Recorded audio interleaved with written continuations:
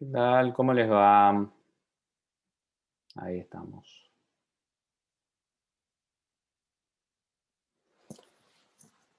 ¿Cómo va todo?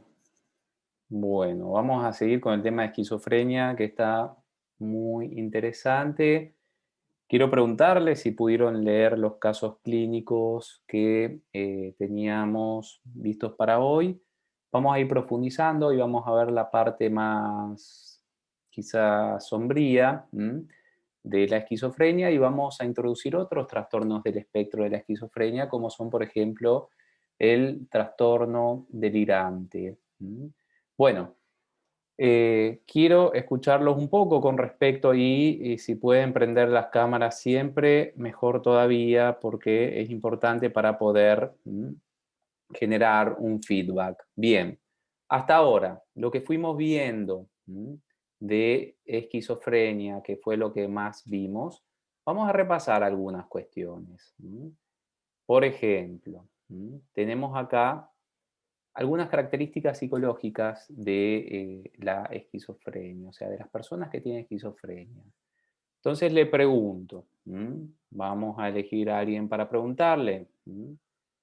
Eh, a ver, mm, ya estamos. Bien. Bueno, vamos a elegir, a ver, primero que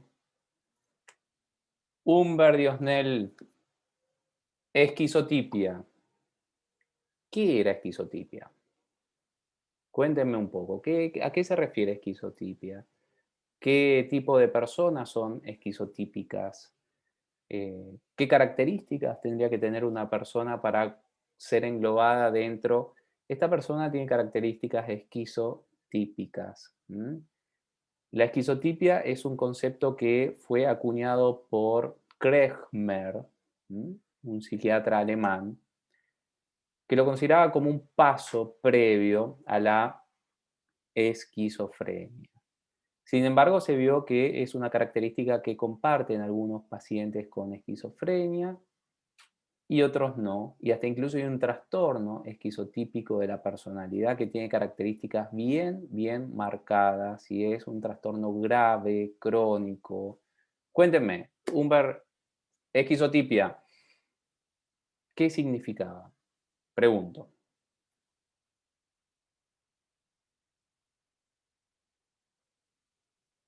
Cri, cri, cri, cri.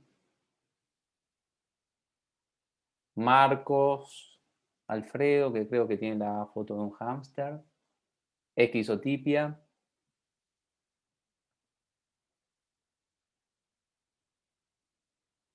Cri, cri, cri, cri también. Uy, se fue para acá. Esperen, ahí estamos. Luján Martínez, esquizotipia.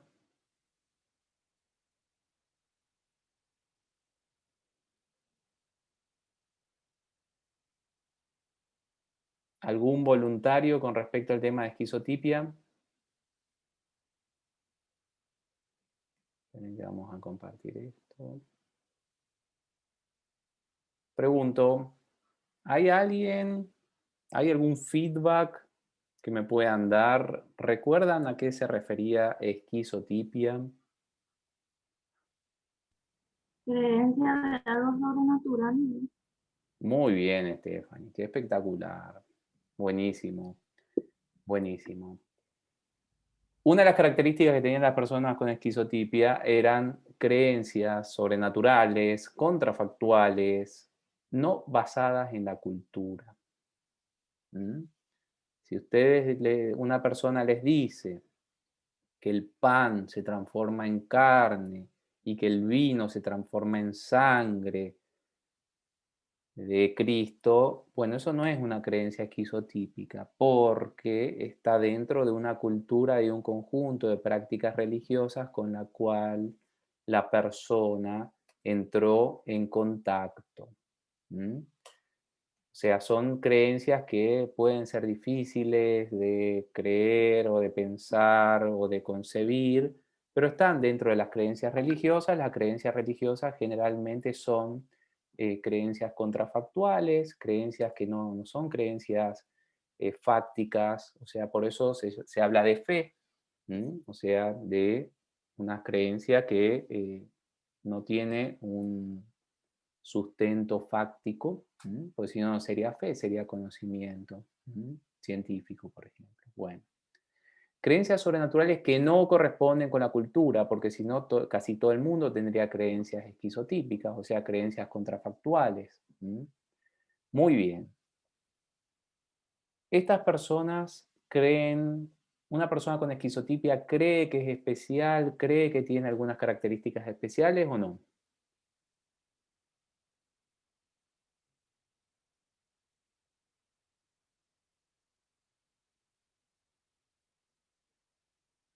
Cri, cri, cri, cri. Bueno, generalmente las personas con esquizotipia creen, tienen lo que se llama referencialidad, creen que son especiales, creen que todo gira, o sea, tienen un sesgo bastante mm, egocéntrico, todo gira y todo tiene un significado personal y a partir de ellas y eso tiene un correlato neuroquímico, un exceso de dopamina, genera que todo tenga significado, que todo tenga sentido, que todo tenga que ver con algo. Bueno, las personas que tienen esquizotipia también suelen tener temores paranoides sociales, suelen ser muy raras, suelen hablar en un lenguaje que no es acorde también a su cultura, tener expresiones, amaneramientos. Es muy fácil darse cuenta de una persona así, o sea, son personas que llaman mucho la atención por sus conductas no acordes con el estándar cultural. Por eso siempre hay que conocer el estándar cultural para hacer un diagnóstico. Esquizoidia. ¿Alguien recuerda lo que es esquizoidia?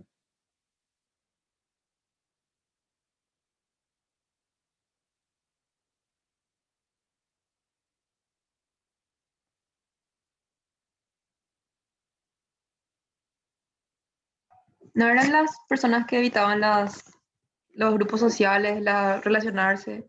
Muy bien, Ana.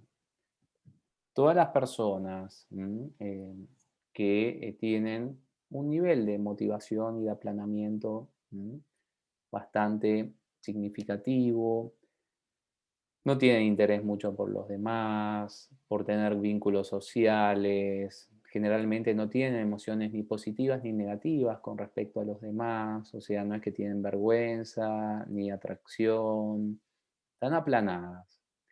Eso se aplica también, puede llegar hasta el extremo de que la persona misma no tenga intereses. ¿Mm? Ujú. Esto se ve mucho y generalmente está subdiagnosticado. No es normal que una persona no le guste algo, no le apasione algo, no tenga un desarrollo vocacional o de habilidades. Eso es algo que mucha gente está queriendo normalizar. Ahora los adolescentes, no. Todo el mundo tiene cosas que le apasionen, que le gustan, que le atraen. Y si una persona no tiene esto, da para sospechar que está dentro del espectro de lo que es esquizoidia, y es justamente esta falta de motivación generalizada. Van a encontrar algo parecido, ¿m? Pero por causas distintas.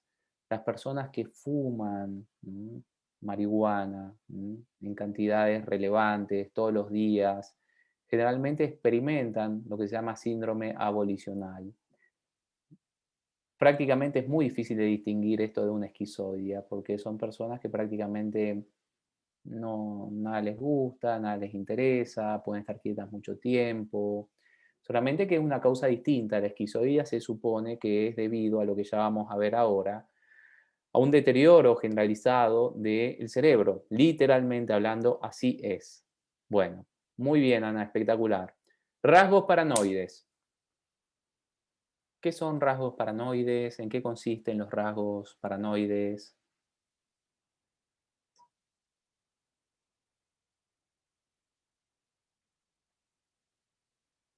¿Qué se Que piensa imaginan? que la están persiguiendo.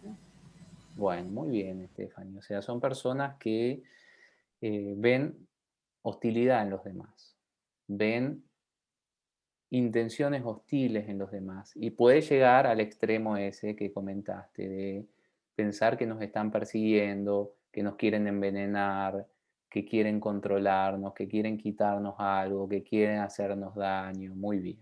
Bueno, Fíjense que esto era qué hacen las personas con esquizofrenia, ¿se acuerdan? ¿Es la esquizofrenia una demencia precoz o no? Pregunto. ¿Es la esquizofrenia una demencia precoz? No, Pregunto. ¿Es o no es? ¿Qué les parece? no es. Bueno, a ver, ¿quién dijo que no es? Andrea. Sí, doctor. Bueno, bueno. Obviamente que es complicado decir si es o no es, porque en verdad la demencia precoz era el nombre que tenía la esquizofrenia inicialmente. Fue un nombre dado por Arnold Pick, que ya lo vamos a conocer más en detalle al trabajo de Arnold Pick cuando veamos la demencia frontotemporal, que antiguamente se le decía demencia de Pick, un epónimo. Eh, y fue popularizado por Emil Kraepelin.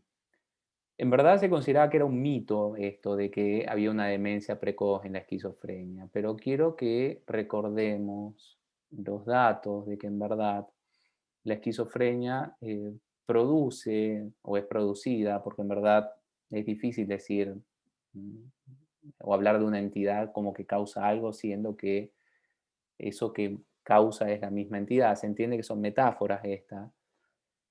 En la esquizofrenia se verifica un deterioro cognitivo bastante fuerte. Quiero que recuerden esto porque esto es algo que se trató de minimizar, ¿m? Para que ustedes vean, por ejemplo, eh, si ustedes toman sujetos control y le toman una gran cantidad de pruebas cognitivas, velocidad de procesamiento, atención, memoria de trabajo, aprendizaje verbal, aprendizaje visual, razonamiento, cognición social, y agarran un conjunto de personas con esquizofrenia y le toman estas mismas pruebas, fíjense la diferencia que van a encontrar. ¿Mm? ¿A qué se Por- refiere cuando dice precoz, Doc? ¿Precoz de a una edad temprana o precoz de los primeros indicios de la enfermedad? bueno, ¿a qué te parece que se referirá Humbert? Mm, La y una, esquizofrenia una- tiene un onset general 19, 20, 21, 22, 23, 24. ¿Mm? Porque acuérdense que las demencias son típicas de personas 55, 65, 70, dependiendo qué tipo de demencia. Justamente la demencia de Pick es la demencia más precoz de las demencias, porque puede empezar a partir de los 50, 55 años. ¿A qué te parece que se referirá? Se referirá a que tiene un comienzo temprano y hay un deterioro cognitivo temprano en personas jóvenes, personas que tendrían que estar en la plenitud de sus facultades físicas y mentales, o se referirá a que esto después evoluciona tipo una demencia senil. y o sea, da a entender con el Dos título cosas. de que podría ser la etapa inicial de la enfermedad por ahí. Bueno, tómenlo de la siguiente manera. Lo que veía Pick, que era justamente un especialista en deterioro cognitivo en esa época tan lejana, era de que los pacientes con su demencia precoz experimentaban un deterioro muy temprano que él veía en pacientes, o sea, el mismo deterioro cognitivo él lo veía en pacientes mucho más envejecidos, 70, 80 años. De ahí que le puso demencia precoz. O sea, históricamente la respuesta sería demencia precoz, ¿por qué? Porque es una demencia que le acontece a personas jóvenes. ¿Mm? Es como ponerle demencia juvenil. ¿Mm? Por eso. ¿Mm? Obviamente que sí, que el deterioro puede ser extremadamente fuerte y que hay habíamos visto un poquitito más de un 30% de los pacientes que realmente quedan extremadamente discapacitados cognitivamente. ¿Mm? Ojo, porque técnicamente es una pregunta capciosa, pero si es por la evidencia, hay una evidencia de que en la esquizofrenia hay un deterioro cognitivo profundo Fíjense este estudio a 20 años, fíjense cómo evoluciona la esquizofrenia en relación con otros trastornos. Fíjense, la esquizofrenia es lo que está a bordo. A lo largo de 20 años, el coeficiente intelectual de una persona con esquizofrenia experimenta pérdidas de más de 10 puntos, 15 puntos, concretamente. Y el coeficiente intelectual de control prácticamente se mantiene constante. Las personas con depresión, un leve declive. Las personas con experiencias psicóticas más o menos se mantiene constante. Las personas con trastorno depresivo mayor de tipo con especificador, con síntomas psicóticos, incluso parece que, no se sabe por qué, fíjense que eso aumentó levemente el coeficiente intelectual.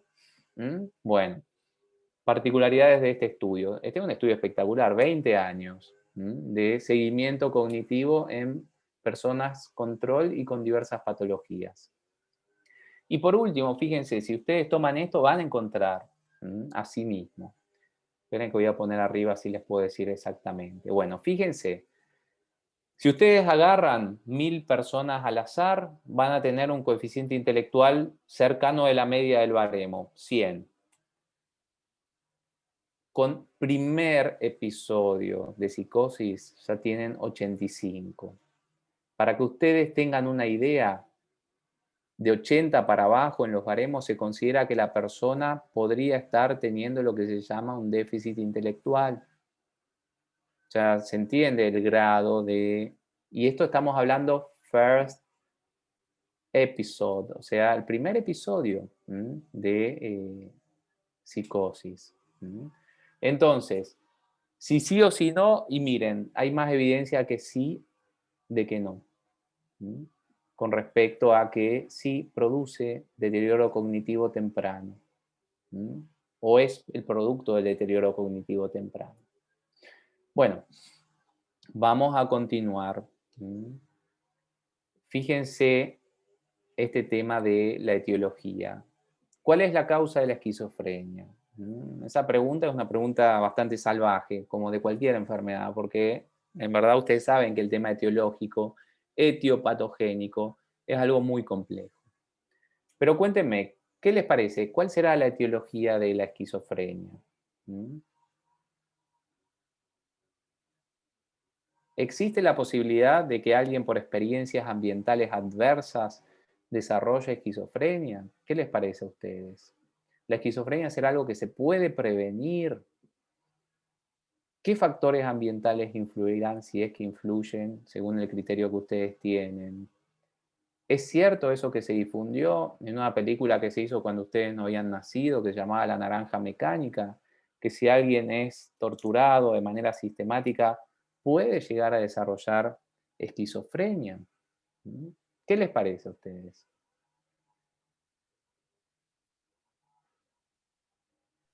Creo que hay estudios que dicen que personas que pasaron traumatismos muy grandes como la guerra presentaron muchos casos de esquizofrenia.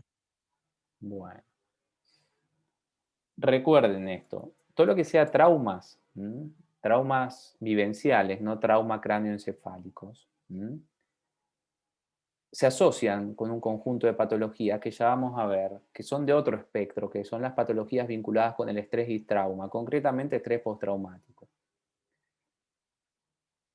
Pero vamos a ver la evidencia con respecto a esto, porque hay en la cultura general una creencia de que las personas pueden desarrollar esquizofrenia de manera ambiental. Vamos a ver qué dice la evidencia, ¿de acuerdo? Bien. Yo creo que no, doctor, o sea, tipo que hay un componente genético ya predisponente en el cual creo que en la esquizofrenia el ambiente no tiene un papel tan relevante como en otros Bueno, trastornos como el depresivo. bueno, espectacular. Ah, vamos a ver que la evidencia aproximadamente dice lo que estás diciendo. Em, Hay enfermedades mentales que son fuertemente genéticas y que hablar de prevención de las mismas es medio utópico, más bien sería detección temprana.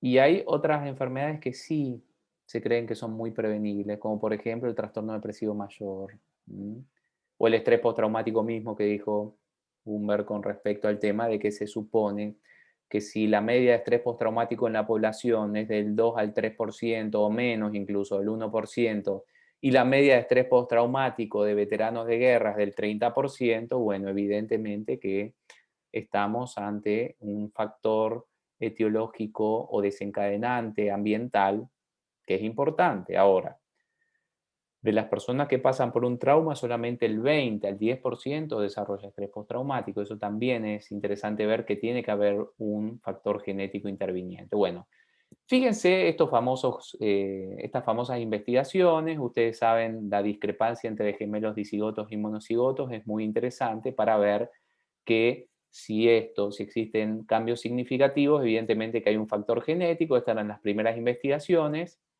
Fíjense el riesgo de padecer esquizofrenia teniendo en cuenta, en la población general es menor del 1%, ahí dice 1%, pero es un poco menor. Primos 2%, tío 2%, sobrino 2%, nietos, medio hermanos, padres, si tenemos alguno de los padres con esquizofrenia tenemos un 6%, bueno. Ahora, fíjense si tenemos hermanos gemelos idénticos, vamos a tener una posibilidad muy grande de tener esquizofrenia. Y esto tiene que ver con que la esquizofrenia tiene una heredabilidad muy elevada, del 85 al 79%, y vamos a ver ahora la última investigación que se hizo al respecto, que es esta. O sea, la mejor y la última, porque fíjense que encontraron o contaron con 31.000 pares de gemelos. Y lo que sugiere esta investigación es que la heredabilidad de la esquizofrenia va de un 73 a 78%. Ustedes saben que acá tienen que tomar esto con pinzas, porque en verdad la genética se va modificando por el mismo ambiente. Es lo que se llama epigenética. Pero bueno, la heredabilidad es muy elevada. Y el tema genético de la esquizofrenia es extremadamente complejo. Fíjense.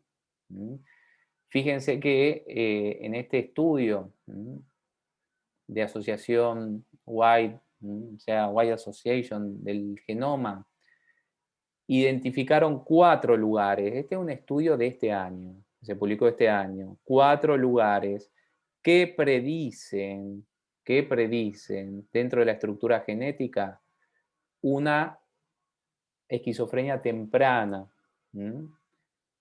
Fíjense que estos 4 lugares, ¿dónde están asociados dentro de los cromosomas? Fíjense, hay 2 en el cromosoma 1, el tercero en el cromosoma 3 y el cuarto en el 9.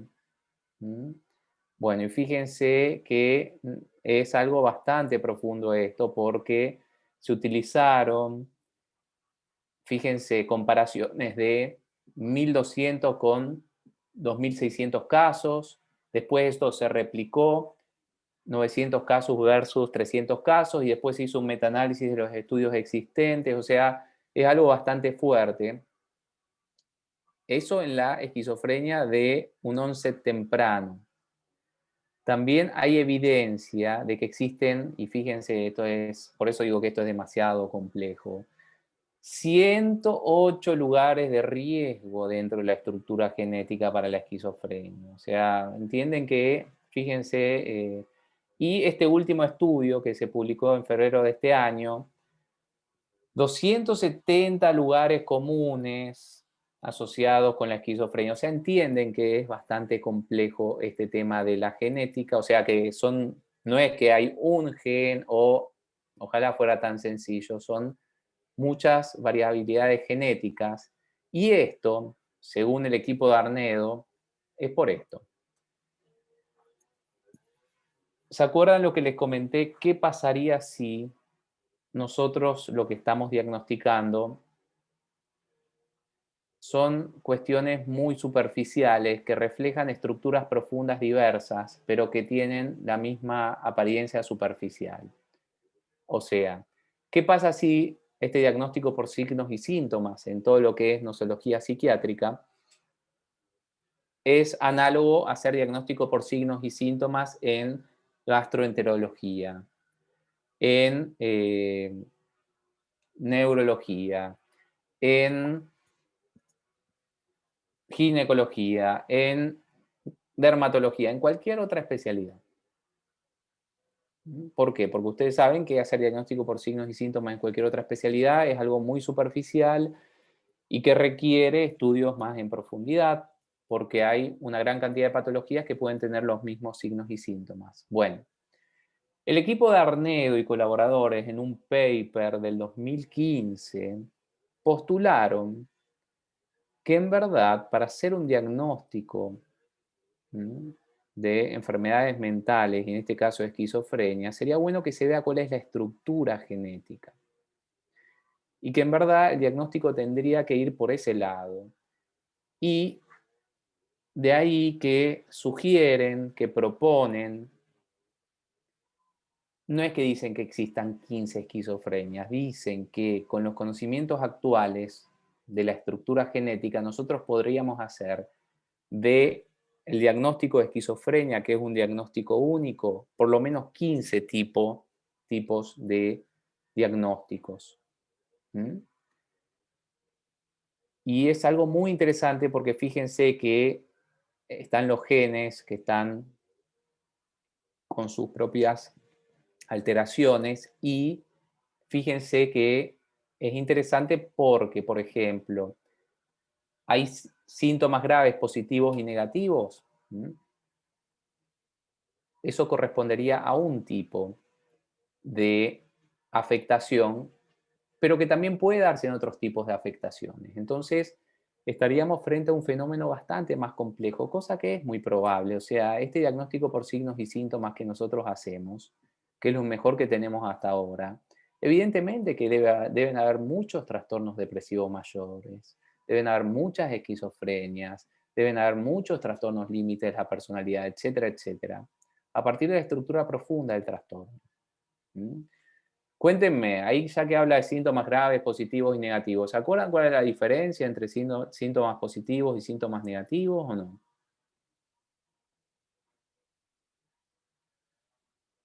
¿Recuerdan esto?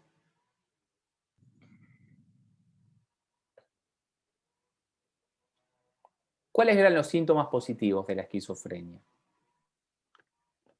Creo que eran las alucinaciones, doctor. Bueno, las alucinaciones están muy bien, Elena, están dentro de los síntomas positivos. ¿Los delirios también? Sí, también, doctor. Muy bien. ¿El lenguaje desorganizado? Creo que todos ellos eran. Bueno, también. Las cuestiones motrices extrañas, como por ejemplo la catatonía, que estuvimos viendo algunos videos la vez pasada, ¿eran o no eran? Sí, y Bueno, creo que los negativos eran cuando el paciente, o sea, lo que yo recuerdo y así lo que se me quedó es que la diferencia entre los positivos y negativos es que los negativos era cuando, los negativos aparentemente para el entorno del paciente era cuando tipo creían que el paciente mejoró. Y, por ejemplo, tenía, qué sé yo, o sea, estaba el paciente más callado, sin ganas de hacer las cosas, pero en realidad cuando aparecen estos síntomas que son los negativos, el paciente está peor que cuando se tienen alucinaciones y eso. bueno, Eso era lo nada, que... ultra súper, espectacular lo que dijiste, sí, así mismo. Todo lo que sean síntomas positivos se le puso positivo porque son excesos comportamentales. No es normal que una persona tenga alucinaciones, es un exceso. No es normal que la persona tenga creencias que no corresponden con los hechos ni se pueden modificar con los hechos, es un exceso. No es normal que la persona tenga una rigidez extrema, catalepsia, flexibilidad seria, negativismo, ecolalia, ecopraxia, es un exceso. Tampoco es normal que la persona empiece a tener descarrilamientos, por más que es un déficit, se ve como un exceso también. Bien. Ahora, los síntomas negativos son déficits y son déficits en la motivación, en la conducta, o sea, una conducta menos dirigida, o sea, menos activa, en la emocionalidad y en la expresión emocional, en los intereses, y como bien dijiste, Ada, los familiares de pacientes con esquizofrenia se tranquilizan con estos síntomas, porque son síntomas que son más fáciles de manejar aparentemente, al principio. Él ya está tranquilo, está bien, está más sosegado. eh, bueno, solamente que los síntomas negativos reflejan un deterioro neurológico mayor. Son más graves y generalmente es difícil de disminuirlos y a veces no se los puede disminuir y la persona se queda en un estado de una discapacidad extremadamente grande. Espectacular. Bueno, ¿y qué piensan con respecto a esto? De que existe la probabilidad de que lo que nosotros estamos viendo, los 541 trastornos mentales, sean 2.000, 3.000, 5.000, 10.000, 20.000 tipos de trastornos distintos a partir de la estructura genética funcional que tienen. ¿Qué opinan de esto? ¿Es posible? ¿No es posible? ¿Cómo lo ven?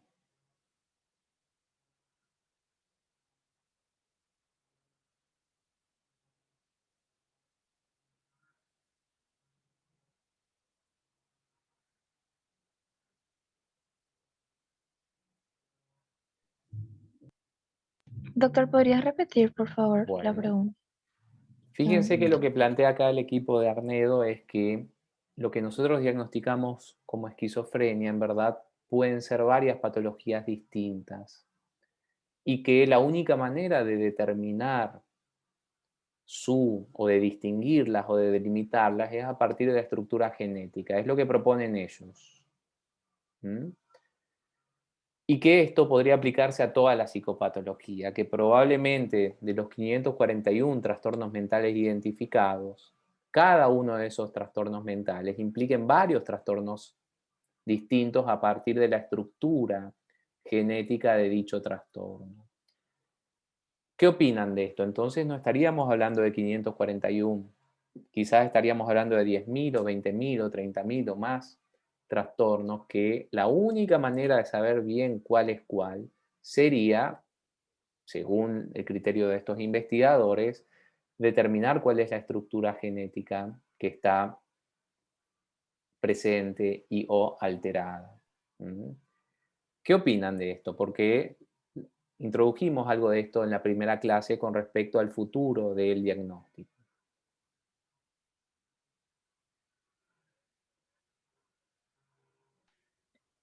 Mm, Yo no estuve en la primera clase, pero analizando, yo creo que sí, porque muchas veces se tienen en cuenta criterios que son difíciles de objetos, o sea, que sean objetivos. Sí, Y digamos que en eso creo que se diferencia con otras ramas de la medicina, por ejemplo, donde vos bueno, podés hacer, qué sé yo, exámenes por imágenes o exámenes laboratoriales, de una forma más fácil para hacer un diagnóstico diferencial y confirmar un diagnóstico.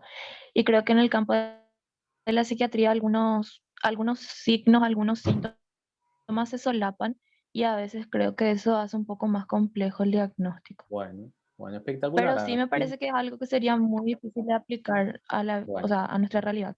también. Bueno, espectacular. Es que esto es algo que siempre se ha manejado, que hacer diagnósticos a partir de signos y síntomas es algo muy débil en comparación con algo así, pero aplicar pruebas genéticas para hacer un diagnóstico hasta ahora no es viable, ni posible, ni tiene una fiabilidad como sí tiene el diagnóstico por signos y síntomas. Bueno, genial. Díganme, ¿qué cerebro tiene esquizofrenia de estos dos? ¿Cuál de los dos tiene esquizofrenia y por qué? ¿Mm? Vamos a elegir. Marcos, ¿nos podrías decir esto?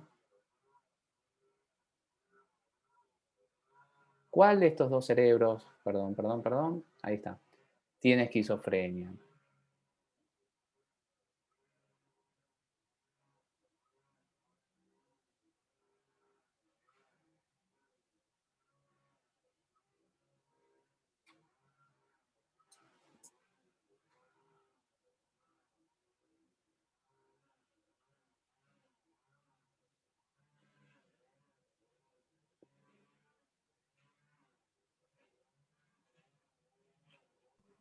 Doctor, ¿puede ser el izquierdo? Porque las circunvoluciones están más abiertas, si es que se puede decir así. Sí, muy bien, muy bien. Acuérdense lo del término cabeza hueca, que es un término que tiene su veracidad en el sentido de que generalmente cuando hay un deterioro neurológico generalizado, nosotros vemos más faltante de materia gris o sustancia blanca, y esto se verifica hasta incluso en los ventrículos, que ustedes pueden observar aquí, no sé si se ve la flechita, y en las circunvoluciones que parecen estar, que parecen ser mucho más profundas.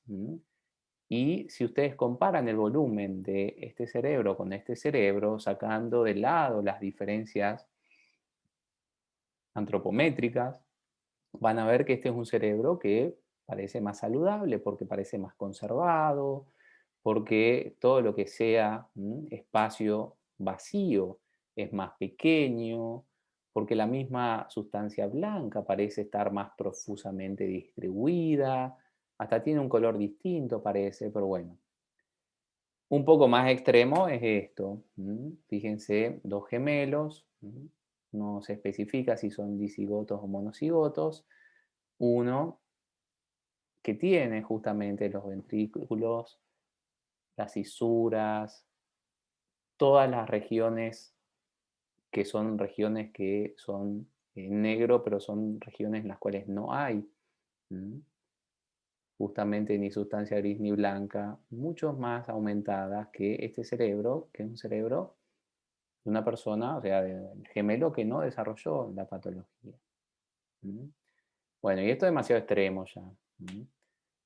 Pero bueno, fíjense que es lo mismo. Eh, se observa un deterioro cerebral generalizado en el cerebro que tiene esquizofrenia. Bueno, todo esto lo vamos a ver ahora con más detalle. Fíjense que tenemos una tasa de pérdida de sustancia. Vamos primero por la sustancia o la materia gris. ¿Cómo le suelen decir ustedes? ¿Sustancia o materia gris? ¿Cómo le dicen? En inglés se dice gray matter. Sustancia, solemos. Sustancia, bueno, sustancia gris. Bien. Fíjense, tienen en el cuadrante o en el lado izquierdo un cerebro de un adolescente sin esquizofrenia. Está coloreado y eso se corresponde con la pérdida anual de sustancia gris. Y tienen la pérdida en un año de sustancia gris de un adolescente, o el promedio, mejor dicho, de los adolescentes, porque este es un promedio, con esquizofrenia, y creo que notan que hay una pérdida en muchas regiones de entre 1 y 2%, en algunas regiones del 2%, y hay hasta incluso de 3, y hay de 4 y de 5, y fíjense que están bastante marcadas estas regiones. Fíjense que son regiones que pueden ver como, por ejemplo, que se pueden ver como temporales, parietales, prefrontales. Bueno, esto en un año. Ahora, ¿cómo evoluciona esto? Bueno, en 5 años. Bueno, fíjense que esto ya es una comparación intrasujeto. ¿Cómo evoluciona esta pérdida de sustancia gris en 5 años? Al principio son pequeños déficits que están diseminados un poco en la parte occipital, en la parte parietal, un poquitito en la parte bien frontal. Después de 5 años se reporta de manera muy generalizada, principalmente en la zona del córtex prefrontal dorsolateral, que para colmo es la zona que tiene que ver mucho con toma de decisiones, control de los impulsos, planificación. Un déficit de hasta un 20%. ¿Mm? Ustedes comprenden que por qué se reactivó la cuestión de la demencia precoz, la esquizofrenia como demencia precoz. Un 20%. Esto es una barbaridad, son 5 años no más. Y bueno, esto está en el libro que les pasé, en el manual que les pasé, de los deterioros cognitivos y los deterioros que se pueden ver en neuroimágenes en pacientes con esquizofrenia. Esto está tomado de ese manual. Y fíjense que hay deterioros prácticamente en todas las regiones. Y acá pueden ver un poco cómo esto evoluciona. Un cerebro normal tiene ciertos deterioros cognitivos muy leves a partir de los 18, 20, dependiendo qué habilidad sea. Nuestro cerebro empieza a envejecer alrededor de los 18 años, es así, es así. Pero también hay una maduración de ciertas regiones, principalmente las regiones frontales. Eso hace que cada vez tengamos más control de nuestros impulsos a lo largo de las décadas. Bueno, pero fíjense el cerebro de una persona con esquizofrenia prácticamente experimenta un deterioro general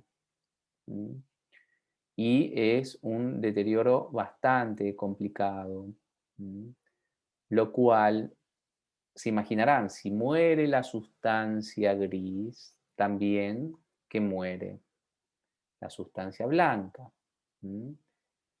Bueno, y fíjense que justamente esto es algo que está muy replicado. Este es un estudio de este año, que se publicó este año. Fíjense que prácticamente se ven pérdidas en todas las regiones. En prácticamente casi todas las regiones se ven pérdidas. Las regiones frontales, prefrontales, temporales, somatosensoriales, parietales. Quizás la región más conservada de todo esto es un poco la región occipital. Bien.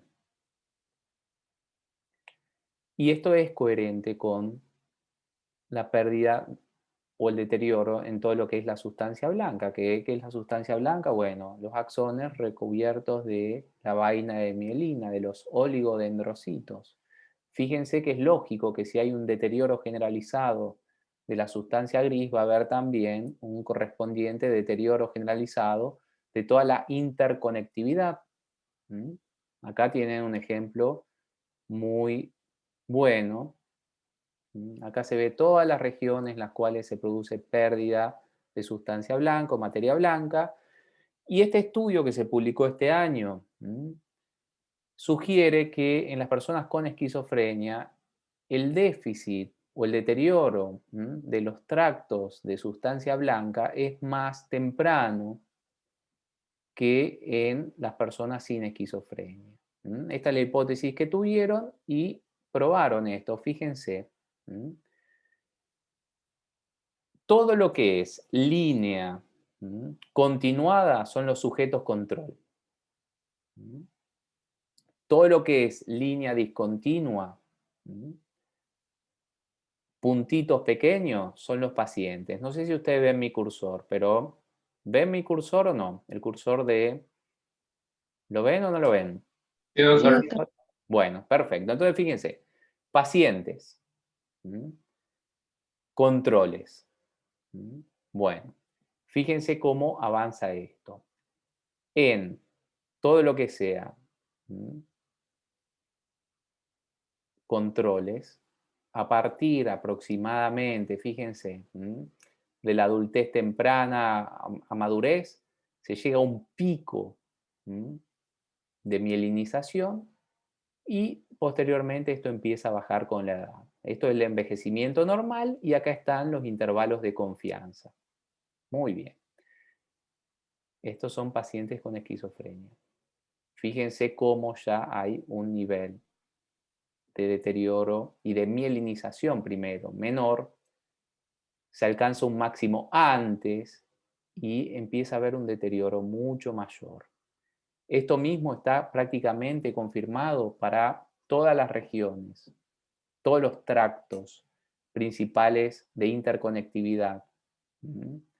Fíjense, van a ver esto replicado en todos los tractos. Fíjense que sí o sí siempre en la esquizofrenia se llega antes, fíjense, ¿no?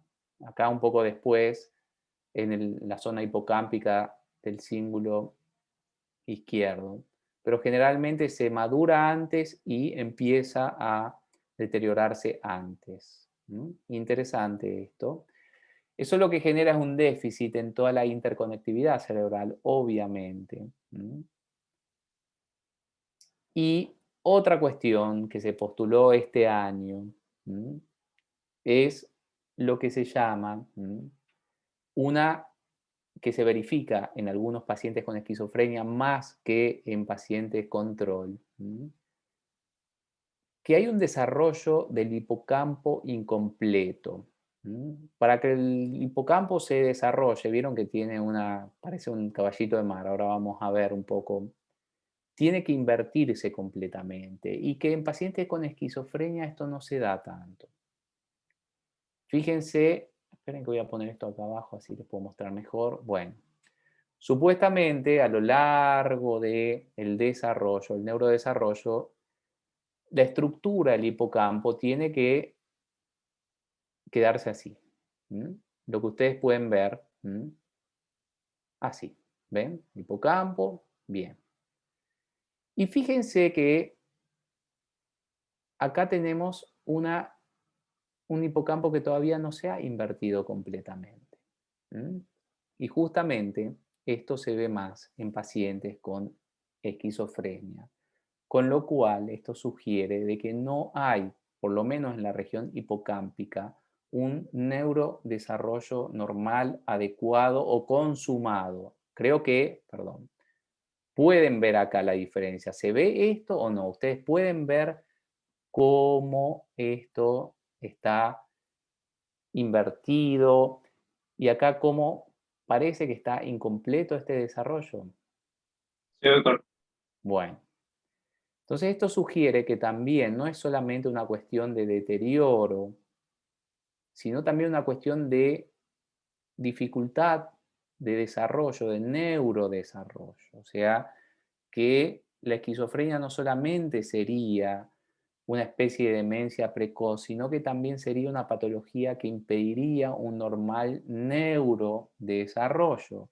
Por eso es interesante este paper. Está bien que está restringido solamente a una región muy específica, que es el hipocampo, pero justamente lo que reporta es que esto es más probable. Bueno, y acá está. Esto es lo que les quería comentar. Fíjense.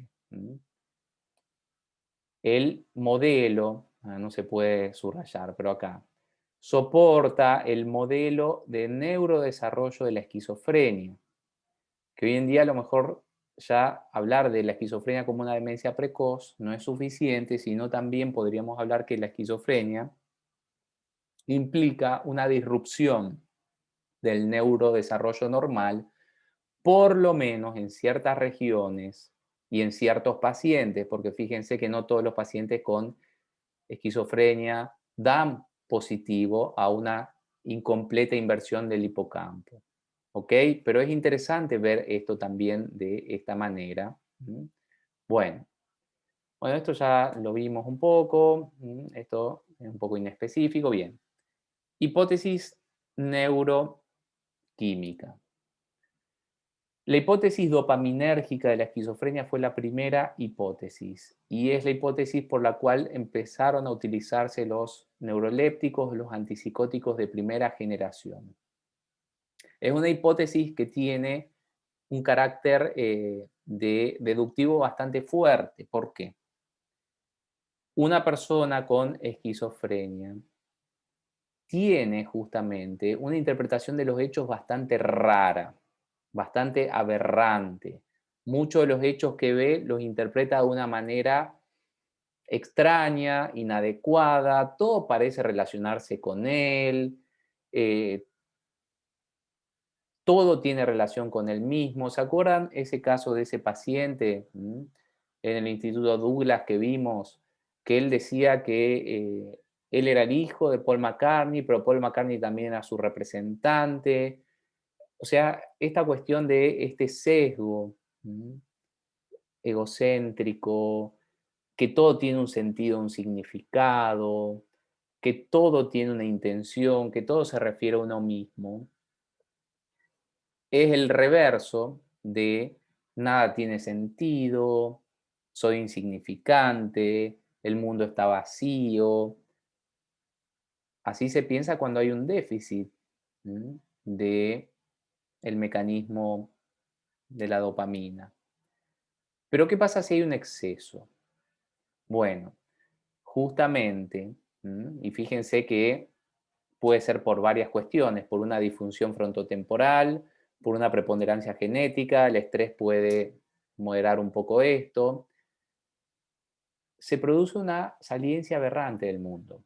Todo tiene significado, todo tiene sentido, todo está magnificado y justamente esa es la hipótesis dopaminérgica. A la hipótesis dopaminérgica se le agregan otras hipótesis neuroquímicas, neuroanatómicas o vinculadas con funciones de la microglia que ahora vamos a ver, como por ejemplo la alteración del glutamato, y esto llevó a profundizar que quizás estas anomalías neuroanatómicas tuvieran que ver con anomalías funcionales. Bueno, fíjense que en este caso hay toda una proyección y una hipótesis etiopatogénica de cómo esto sería, eh, justamente cómo esto se daría, el pródromo y cómo el tema de la sintomatología se iría dando primero con síntomas positivos, mezclados con negativos y después cómo estos síntomas con el tratamiento bajarían y quedarían justamente los síntomas negativos. Bien. Lo interesante también es que las disfunciones dopaminérgicas y glutaminérgicas o glutamaérgicas generarían también dificultades en la regulación del ácido gamma-aminobutírico y podríamos estar viendo alteraciones prácticamente en todas las regiones cerebrales, en el tálamo, en los núcleos de la base, en todo lo que es la corteza. Bueno, la hipótesis glutamaérgica sería, ¿no?, de la esquizofrenia es una hipótesis que hoy en día tiene bastante investigación porque es coherente con una segunda hipótesis, que es la hipótesis de la microglia. Alteraciones en la microglia generarían alteraciones, esperen que vamos a bajar acá este otro paper, con respecto al glutamato, y un exceso de glutamato generaría una gran cantidad de respuestas excitatorias extrañas que podrían explicar por qué estas personas empiezan a reaccionar de una manera muy extrema, empezar a tener creencias que no se corresponden con los hechos, empezar a interpretar las cosas de manera distinta. Bueno, son hipótesis. Hasta ahí todo bien. Bueno. Ahora vamos a ver las cosas que sí se han descartado. Todo esto que están viendo se ha descartado. Bueno, esto prácticamente se ha reportado. Y esto es algo interesante porque el tema del cannabis generalmente es una sustancia, o sea, una droga, sustancia, componente químico, cuyo consumo tiene una publicidad positiva por parte de muchos de sus usuarios, y a diferencia de otras sustancias, hay como una cultura del consumo de cannabis y de la apología al cannabis que no hay en otras sustancias. O sea, es muy raro que usted encuentre una persona que consume cocaína que haga una apología al consumo de cocaína. o éxtasis, etcétera, etcétera. Sin embargo, fíjense que hay algunas cuestiones que siempre llamaron la atención. En primer lugar, que el consumo de cannabis genera experiencias positivas y negativas similares a la esquizofrenia o a los trastornos delirantes. Experiencias positivas, digo positivas de síntomas positivos, ¿cuáles? Delirios persecutorios principalmente. Una tendencia a que todo tenga más saliencia. ¿Y síntomas negativos cuáles serían? El aplanamiento afectivo, el síndrome abolicional. A partir de ahí se empezó a investigar si realmente el uso del cannabis podía ser una posible etiología de la esquizofrenia, porque el uso del cannabis a largo plazo produce también deterioro neurológico, cosa que siempre trata de ser negado, pero hay mucha evidencia a favor de esto. Este año, para colmo, se publicó que también produce deterioro óptico, o sea, que disminuye la agudeza visual, o sea, tiene todo su lado. Bien, lo que sabemos hoy en día, este es un estudio de este año, fíjense que es un estudio que utilizaron, que el uso del cannabis es un factor de riesgo para padecer experiencias psicóticas. Pero que en personas que están genéticamente predispuestas para la esquizofrenia puede ser un trigger para directamente desarrollar la enfermedad. No se lo considera como la etiología o una etiología, sino como un factor desencadenante de experiencias psicóticas y de la esquizofrenia. ¿Se entiende esto? Bueno, y obviamente que tienen un montón de otras contraindicaciones. En este estudio, que es un poco viejo, pero es interesante porque se evaluaron las evidencias existentes de todas las patologías, lo único que fue predictivo es la genética. Bueno, muy bien. Hasta ahí estuvimos con esquizofrenia. ¿Dudas, preguntas, comentarios? Los escucho.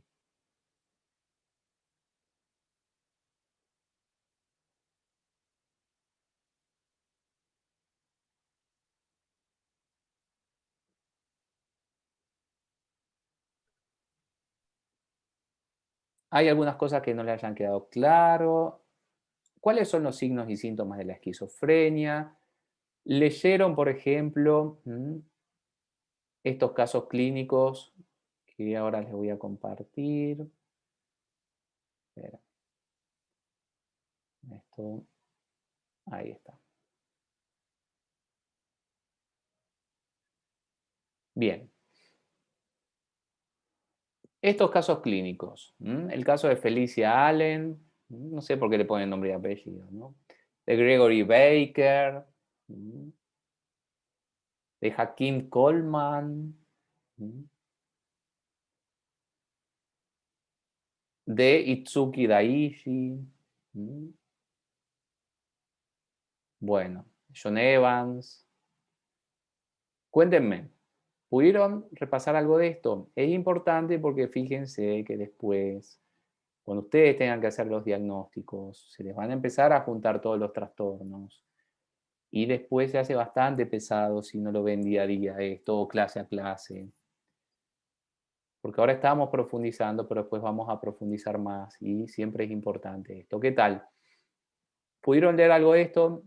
¿Alguna duda, comentario? ¿Les gustó? ¿Les pareció horrible? Ese libro de casos clínicos del DSM-5, como todos estos libros, ha suscitado mucha polémica porque no son tan lindos esos casos clínicos en el sentido de descriptivos, de signos y síntomas.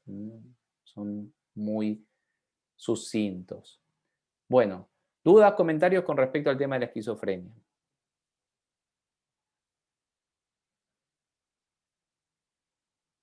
Cri, cri, cri, cri. Bueno,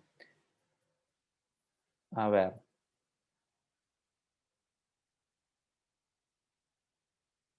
¿Qué es esto que están viendo acá? ¿Qué les parece que es? Un hombre de 65 años, arrestado por la policía, La dueña lo ha denunciado por perseguirla y calumniarla. Él dice que la dueña del almacén eh, lo está acosando, que se quiere casar con él. ¿Qué estará pasando acá? ¿Qué les parece que será esto?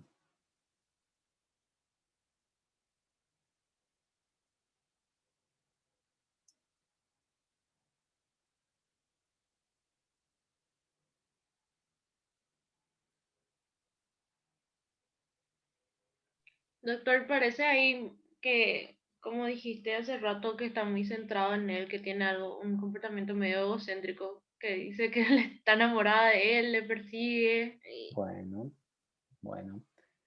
Ya está muy bien eso que estás identificando. Generalmente los delirios tienen ese sesgo, ¿m? De que la persona es el centro, la persona es el protagonista, para bien o para mal. ¿M? En este caso, objetivamente es un hombre que está molestando, acosando a una señora que tiene un almacén. Este es un caso real de un pueblo al norte de Santa Fe, concretamente al noroeste de Santa Fe, en el cual había un almacén muy grande de una persona que tenía un apellido árabe, pero en Argentina todas las personas con apellido árabe se le dicen turcos, obviamente es una inespecificidad. Y este señor, que estaba en estado de indigencia, constantemente pasaba por ahí, constantemente tenía actos de agresividad verbal, pero por otro lado perseguía a esta señora que habrá tenido unos 45 años en la época. ¿M? Y él decía que estaba siendo acosado. ¿M? Un psiquiatra francés del siglo XIX que se llamaba de Clermont dijo que este tipo de delirio será el delirio de los acosadores acosados. ¿M? Esto solito tiene un nombre técnico. Si solamente se presenta así, de esta manera, es probable que sea trastorno delirante de tipo erotomaníaco. ¿M? De tipo erotomaníaco. Son personas que dicen que los demás, generalmente gente famosa o gente de un estatus superior al de ellos, están enamorados o enamoradas, tienen hijos, están vinculados a esas personas y que si tienen la posibilidad, si tienen la cercanía, no siempre se da cuando son personas famosas, pero cuando son personas así en un pueblo, terminan acosándole, agobiándole, asustándole, metiéndose en la casa, reclamándole cosas, haciéndole denuncias a la policía. Muy bien. Un caso muy famoso en Estados Unidos fue el de Margaret Mary Ray. Margaret Mary Ray decía ser la esposa o la amante de David Letterman primero. Fíjense lo que hizo. Le robó el auto a David Letterman. No solamente eso, cuando la arrestaron dijo que ella era la esposa de David Letterman y que ese hijo que tenía 3 años era el hijo de David Letterman. Bueno, 8 veces la arrestaron por meterse en la casa, en la propiedad del actor. Y hasta incluso tuvo que ir a prisión. David Letterman no tenía ninguna animosidad con ella. Trató siempre de ser comprensivo, pero llegó un momento que ya no se podía más porque realmente se sentía acosado. Bueno, pasó esto. Y esta mujer empezó a escribirle cartas y hasta incluso lo entrevistó a este astronauta que se llamaba Story Musgrave. Empezó a escribirle cartas, lo entrevistó una vez, se metió a su domicilio varias veces. Bueno. Este conjunto de conductas son conductas erotomaníacas. Generalmente con personas famosas o con personas de estatus superior, la persona dice estar vinculada, dice tener una relación, dice ser parte de algo con esa persona. ¿Han escuchado esto alguna vez? ¿Han sentido esto alguna vez? ¿Conocen algún caso de erotomanía? ¿No conocen ningún caso? Cuéntenme. Pues la verdad, de mi parte, no hay, pero no conocían nada. Está bien. ¿Nunca escucharon algo así, algo de una persona que dice que es,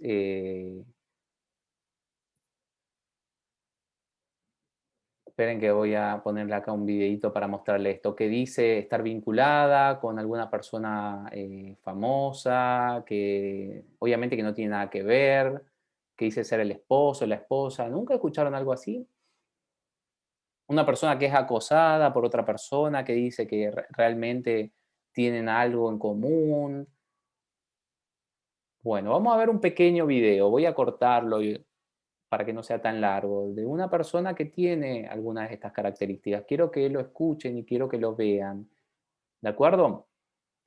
Saquen de lado los comentarios y todas las pavadas que pusieron de edición, pero quiero que escuchen a la persona. Esperen que vamos a ver si es este, si es este. Bueno. Muy bien. Cuéntenme, ¿están pudiendo ver? ¿Se puede ver la pantalla? Sí, doctor. Bueno, prestenle atención, saquen todas esas cosas de edición que hacen este programa. Lamentablemente, este programa tiene esas ediciones, pero encontraron casos interesantes. Bueno, vamos a prestarle un poco de atención. Yo la conocí en la plaza. Le dijo, yo estoy sola y soy soltera, me dijo. Solterona era. El tipo se juntó con un verdulero. Con una verdulera de Hernando Andrés. Bueno, ven estas pavadas que ponen, pero bueno, a ver, Me ahí está. robaron a mí y a ella. Donde yo estaba embarazada de Juanquito y ella esperaba una hija. La hija que después se quedó con otra por televisión era realmente la hija. La tenía la mafia. A la pibita. ¿Y no la pudieron encontrar? No la pudieron encontrar. Yo hace como 3 años que sé que vive por Canadá. Porque hay una carta que llegó por, es la letra parecida, a la chica, porque Chila tiene letra de imprenta perfecta. Como yo, ¿viste? Porque te enseñan con las curas, las monjas, pero la letra cursiva es medio rara. Usted y Gilda fueron a un colegio de monjas. Antes, sí. ¿Y Gilda cómo empezó el tema de componer música? Cuando Guillermo Andino me metió el cuerno, no para otra hija que no apareció tampoco. Guillermo Andino le metió los cuernos a Gilda. A mí. Ah, usted. A mí, yo ya era casada. ¿Y usted cómo conoció a Guillermo Andino? Lo conocí por intermedio de un hermano de la iglesia. Me lo presentaron y yo pensé que era buena persona, pero era un diablo y en pinta. Porque siempre quiso mentir él. Claro. Quiso quitarme la Sofía.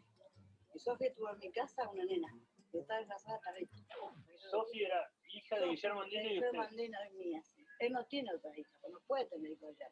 Si cuando nosotros vimos a la nena con tratamiento, la segunda nena tenía. Ah, no podía tener hijos. No podía tener. Si era anémico. Y se hizo los gemelos estos que he hecho con el mismo doctor. El mismo doctor me atendió él. Lo que pasa es que yo perdí los documentos. Me atendió 2 veces con Teddy. Teddy me hizo de Carlito el Loco. Yo lo sé porque fue él mismo que le puso. ¿Carlito el Loco quién es? El hijo de México.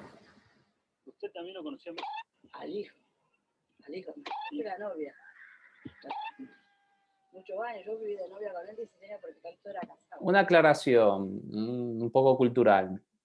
Ahí la señora está diciendo que ella tuvo un hijo con Carlos Menem. Menem fue presidente de Argentina y tenía un montón de historias, y una de las historias o de las cuestiones culturales es que no se puede decir su nombre porque da mala suerte. Por eso se bloqueó ahí. Una cuestión cultural. O sea, fíjense que la señora dijo que estuvo vinculada con un periodista famoso de Argentina que se llama Guillermo Andino.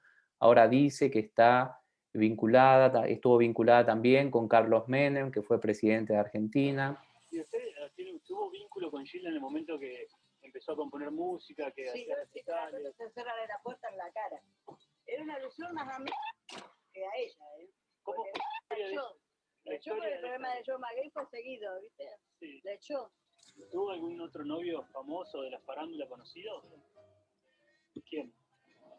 Soy la madre de Michael Jackson. ¿Usted es la madre de Michael Jackson? Fíjense que ahí hay una mezcla de cuestiones erotomaníacas con cuestiones de grandiosidad. El padre de ella. No lo conoció yo. ¿Y a usted cómo está? Yo tuvo una mujer que fue una de mis sobrinas. Me lo quiso matar ella cuando venía la primera vez que yo lo sabía. Venía en mi mismo avión, una radical de Norteamérica acá. En ese tiempo estaba embarazada del presidente de Norteamérica. ¿Usted está embarazada del presidente de Norteamérica? Vino ayer. ¿La vino a visitar? No, vino porque hay problema con la bolsa. ¿Qué le aconseja a usted? O sea, ¿cómo lo toma él? Él más me aconsejó él a mí que yo a él. Me aconsejó que no me meta. Claro. Yo los militares, porque el padre es militar. ¿Y usted cómo tomó el duelo de Michael Jackson que ahora falleció? Yo re mal, cuando lo vi, sin la prótesis que yo misma le había donado. Yo no peleé acá, porque me caí. Me caí, Eso me viene de caí de un genio. avión. Me caí de un avión de protección al vuelo que yo la traía a Marta, a la hija, que no se sabe qué le quisieron hacer a Marta en Chile. Porque Marta se separó, Marta del marido. Y el marido era uno de la papelera de Bosnia. Claro. Se separó. Y volvió con el primer marido que era compañero mío de las 5. Ese que es hijo de una militar. Y la piba me quiso tirar por la ventana estando embarazada. ¿Y usted de quién Estaba estaba? embarazada de Michael Jackson. Y nació, los Jackson son nacidos en una de las ventanas de ahí donde hablaba Evita. Ahí hablaba de Evita, porque inglesa para mí. O sea, usted tiene relación con Michael Jackson y con Gilda, o sea que se puede decir que los ayudó a componer las letras de música también. Sí, las novelas casi todas concuerdan con la vida real. Después empecé a escribir no sobre Moria, escribía sobre Tita Merela, porque tiene una historia parecida a la mía. ¿En qué se parecen Se parecen en el sentido de enferma psiquiatría, enferma psicológica, pensar tantas cosas, y hoy en día de ser casi psiquiatra yo, psiquiatra mi hermano, de salir casi del... Primero me cortaron acá cuando estaba embarazada de Carlito López, el segundo hijo de Carlito, sí. Me cortaron acá. ¿Y por qué le cortaron? Me cortaron porque yo denuncié una de la mafia. ¿Y usted ahora está viviendo con alguien, convive con alguien? Sí. Volví con el rey de España. Bueno, vamos a parar ahí. Ya creo que vieron bastante de ejemplos de delirios erotomaníacos mezclados con otros tipos de delirios persecutorios, etcétera, etcétera. Bueno, obviamente que vieron que cuando es tan profuso, cuando los delirios son tan profusos y son, habrán visto otras manifestaciones, habrán escuchado, por ejemplo, el tema del discurso, cierta alogia, cierta contrafactualidad que hace pensar que más que un trastorno delirante de tipo erotomaníaco, estamos en presencia de una esquizofrenia y trastornos, o sea, delirios erotomaníacos, también delirios megalomaníacos, delirios persecutorios. Bueno, interesante el video, lástima. Después dice que está con Maradona y sigue por ahí. Bueno, ¿nunca habían sentido una persona con delirios así, delirios erotomaníacos? ¿Nunca vieron casos así? Porque les cuento que los van a ver en algún momento, seguramente. Bueno, vamos por otro tipo de delirios. Esto es un poco parecido. La señora también tenía un poco de esto. No solamente eran delirios erotomaníacos, sino también de importancia con respecto a ella y a su rol y a sus vínculos. Fíjense, estos son algunos ejemplos. Soy Roger Taylor del grupo de Queen, soy el líder del narcotráfico en Los Ángeles, creo un misil intercontinental y me tengo que comunicar con Ronald Reagan para avisarle. Puedo comunicarme con Dios, soy primo de Tony Blair, soy el auténtico Che Guevara.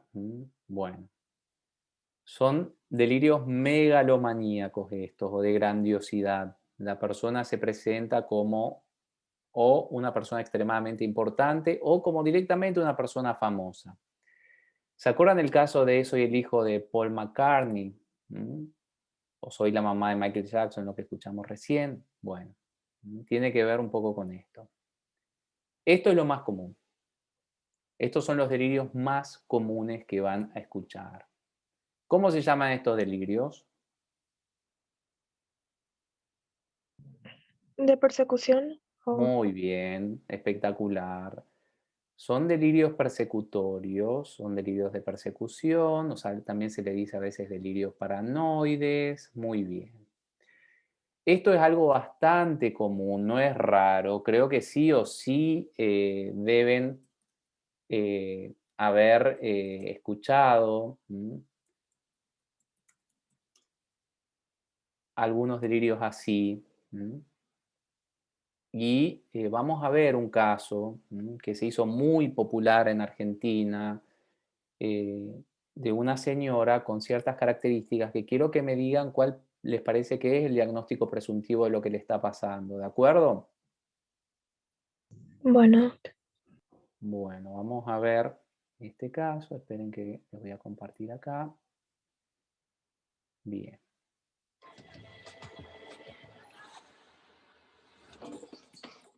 Bueno, vamos a adelantar un poco. Debido a que realizó un llamado pidiendo auxilio. Ahora cuando arribemos en el lugar vamos a ver cuál es la necesidad o la emergencia que le está pasando a esta persona en el lugar.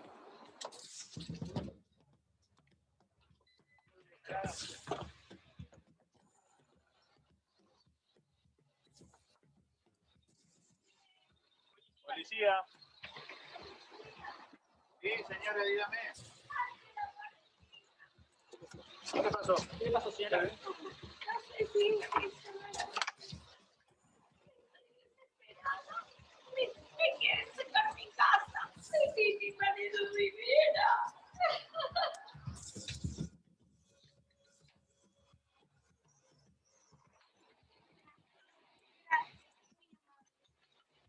Permiso. Sí, me están haciendo la vida imposible. ¿Qué problema tiene hoy, señora? Quiero salir de la casa y no puedo salir. Quiero abrir y no me responden las llaves.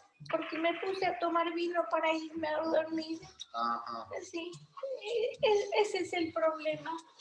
¿Cuánto tomó? ¿No va a dormir parada, señora? No, no me voy a dormir, estoy pensando. Ah. Y cierro los ojos pensando, porque me están haciendo una degeneración. Me quieren sacar la casa el señor de al lado. ¿Por qué le quiere sacar la casa? Porque es una casa muy acaudalada. ¿Porque tiene dinero acá adentro? No, lo que vale la casa. Mueve falopa. Se sube a mi terraza. A ver, ¿me muestra por dónde se sube? Sí, ¿cómo no? Sí, sí. Hola, señora. Hola. ¿Quién es usted? Hola. ¿Quién es usted? Dígale quién es. Su vecina, mami. ¿Qué vecina? No, ¿de qué vecina? Porque tengo vecina por todos los lados. Frente, de enfrente. ¿De cuál? ¿De Acá, allá? de mármol, no, de mármol. Entonces no es de enfrente. Bueno. No, bueno, no. Dígame de dónde es. No diga mentiras. Ya empieza con mentiras. ¿De frente? ¿De qué enfrente? ¡Degenerada! ¡Me quieren sacar mi casa a la municipalidad! ¡Cerda! Y yo pago todos mis impuestos. Tranquila, señora, tranquila, que si no se nos ponemos mal. No, nos ponemos no. Me muevo yo mal. Porque me quieren sacar mi casa. El cerdo este de al lado. Sí, escúcheme. ¡La mierda! A ver, ¿qué problema tiene usted? No sé, usted nos llamó porque tenía un problema, no nosotros a usted. Yo no llamé a nadie. Lo llamó, no sé quién lo llamó. Yo no lo llamé. ¿Usted no nos llamó porque no podía abrir la puerta? No, ¿y cómo la abrí? Yo tengo todas mis llaves acá. Acá las tengo. Bueno, ¿qué quieren? Nada. Yo no lo llamé. Bueno, entonces nos vamos. Si usted no nos llamó, nos vamos. No, no hay lo llamé. problema. Bueno. No, yo no lo llamé. Bueno, está bien. Salgan, pasan. Muchas buenas tardes. Adiós, que les vaya bien. A usted también. Que no les vaya muy bien. Pedido genérico de auxilio de la señora que bueno, una vez más tiene problemas con el agua, con los vecinos y bueno, aparentemente hoy llegó a tener problemas con la bebida.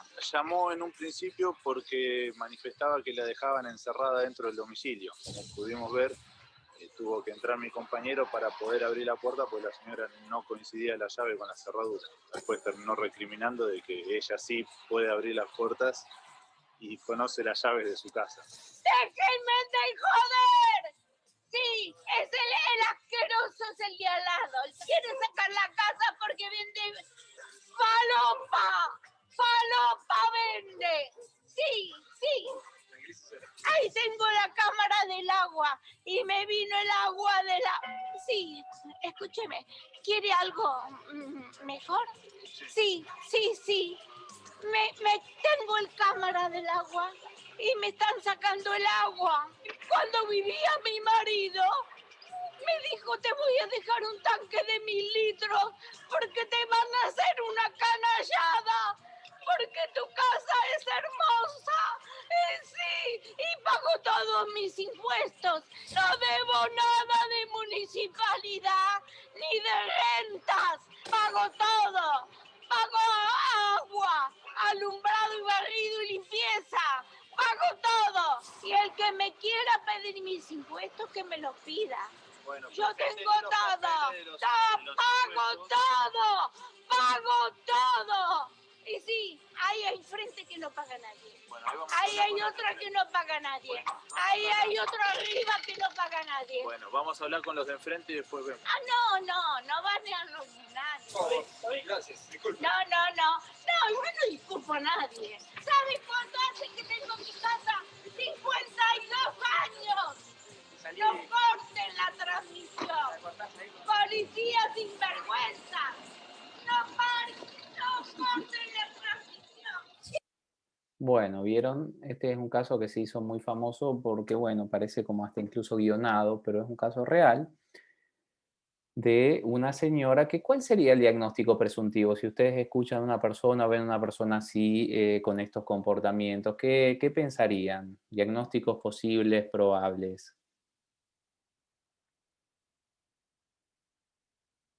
¿Qué pensaría que le puede estar pasando a esta persona?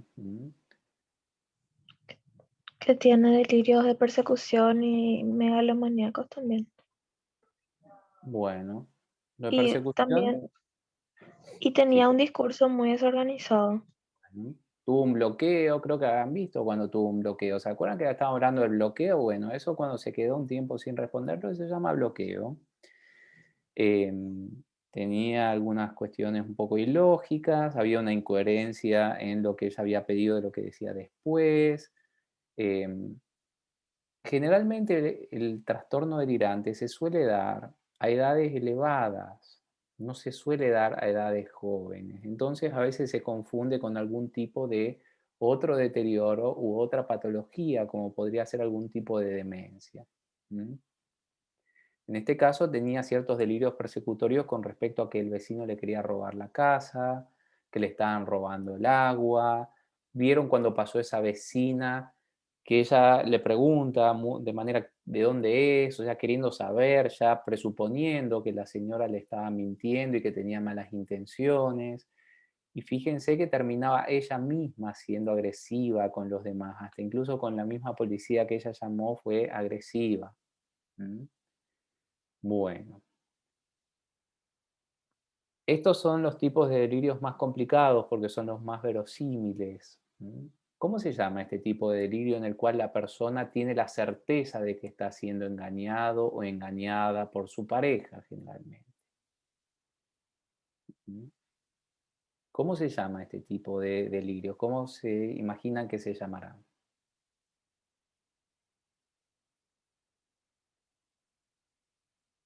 Fíjense que de todos los delirios es muy verosímil porque, bueno, es algo estadísticamente normal que haya infidelidad en la pareja. complicado, pero bueno, es así. Este tipo de delirios se llaman celotípicos. Delirios celotípicos. Y este delirio quizás lo vean alguna vez. Quizás escuchen pacientes que van a consultar con ustedes, que les piden pruebas, que le dicen cosas, y cuando ustedes le dicen que no tienen esa patología que temen tener, que los resultados salieron bien, que la prueba cardiológica que le hicieron no reporta ningún tipo de patología, el paciente les va a decir que no, que ustedes están equivocados, que sí él tiene esto y que ustedes o hicieron mal la prueba o no hicieron la prueba o no confían en él o que le repitan la prueba de vuelta. ¿Mm? Este tipo de delirios se llama delirios somáticos. También lo van a ver conceptualizado en diversos manuales como delirios hipocondríacos. La persona tiene la certeza, no es que tiene el miedo, tiene la certeza de tener una enfermedad. Es complicado, yo he visto casos así de personas que dicen, nadie me comprende, yo estoy enfermo y nadie me comprende. Entonces uno le pregunta, ¿y qué enfermedad estás teniendo? Y tengo un problema en el corazón. Bueno, entonces uno le pregunta, y contame, ¿cómo vos conocés esto? ¿Cómo se manifiesta? ¿Cómo te afecta? Y de repente cuando me pongo ansioso siento como que se me aprieta así y siento que se está deteriorando y yo me doy cuenta. Y entonces uno le pregunta si fue a consultar con el cardiólogo. Sí, consulté con 3 cardiólogos, pero ninguno le da importancia a lo que me pasa. Contame cómo sería eso. Y sí, me hicieron, no sé, unas pruebas, un electrocardiograma, me dice que sale todo normal. Pero esto no es normal, yo siento que se está deteriorando cada vez más. Bueno, delirios somáticos. Bueno, todos estos delirios sí no se dan con alucinaciones, ni con problemas motrices, ni con alteraciones del discurso, ni con síntomas negativos. Es lo que podrían configurar lo que se llama trastorno delirante. En inglés esto se dice delusional disorder. Es un trastorno, en verdad, un conjunto de trastornos bastante poco prevalente y bastante raros, sobre los cuales hay comparativamente muchísimas menos investigaciones que en la esquizofrenia. Vimos los tipos, el erotomaníaco, que es la persona que cree estar vinculado, tener un vínculo romántico con otra persona, generalmente de estatus superior o famosa, de grandiosidad, cuando la persona cree ser demasiado importante, tener capacidades demasiado importantes, bien. Celotípico, el tema de que cuando la persona tiene la certeza de estar siendo engañada, persecutorio, hostilidad, sufrir hostilidad de los demás. Somático, cuando la persona tiene la idea de sufrir una patología. Hay una conceptualización un poco expandida de los delirios somáticos también cuando la persona tiene creencias raras con respecto a su cuerpo. Ya vamos a ver un poco más en detalle esto. Ahora bien, ¿no? Un poquitito más allá.